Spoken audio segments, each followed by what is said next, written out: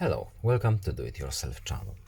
Today I will show you where to find the options and how to turn off our charging sound in Samsung Galaxy S22.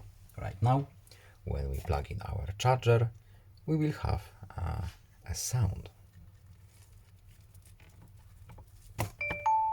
as you can hear. If we want to turn it off, we have to go to Settings, then Sounds and Vibration, and under System Sound we have our charging sounds. Turn it off right here, and let's see if our sounds are turned off.